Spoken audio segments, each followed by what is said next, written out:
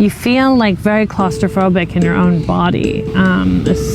Like you just want to jump out of your own skin, and it's just a really scary thing. I mean, people sometimes describe it like a flu that doesn't go away, but I would say it's much worse and much more surreal.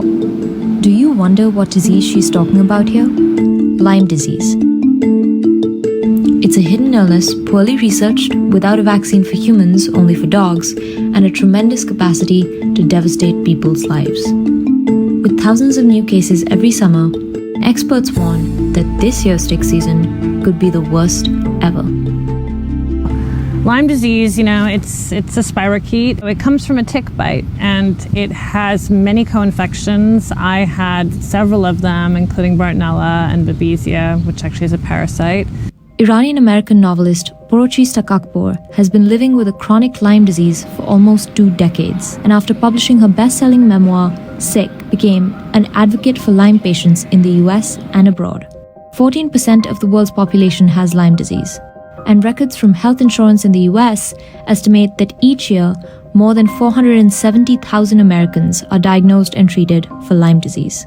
It used to be that it was just out in rural areas or areas with high grass, and now people are getting them right in the middle of urban metropolises.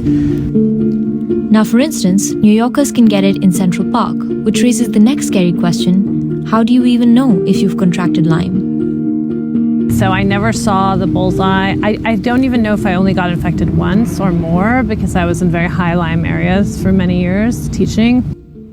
It's common knowledge that doctors look for clues such as a bullseye-shaped rash and flu-like symptoms like headache, fatigue, and fever. Doctors would also check if patients were recently exposed to infected tick areas like forests or urban parks with exuberant vegetation.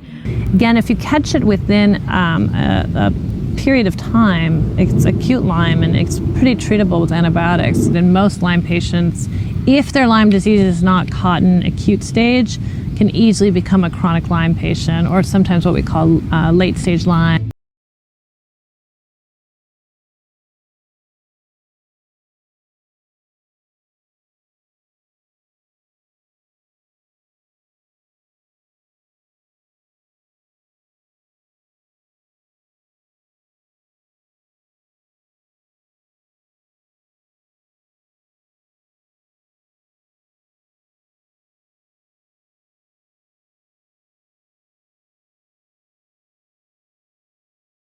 Who develop long-lasting Lyme might experience harsh relapses.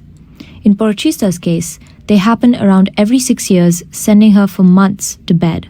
It's really hard to accept that that's from one tick bite or maybe 2 tick bites or something in your life, that just having that one little tiny thing that's like the size of a speck of a pepper, that thing can not only cost you your well-being, but also it's very, very expensive.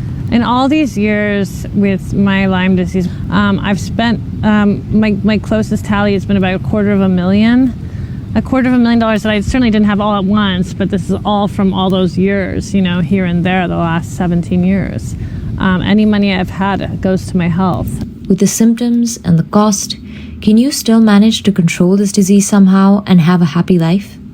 I really was hesitant to open myself up to any sort of dating or romantic life when I was really ill. I basically didn't date anyone for 4 years, and then I had my partner, who I found during the pandemic online, and I sort of had to tell him, because the thing about me now is if you Google me, Lyme disease is the first thing that comes up. So with this partner, I kind of was do you know that I'm chronically ill and partially disabled, or I go in and out of disability? And he just wasn't really afraid of it. I mean, he hadn't had any experience with it. And it was really, really wonderful. And I had a really great community of writers, especially here in New York. They really were there for me.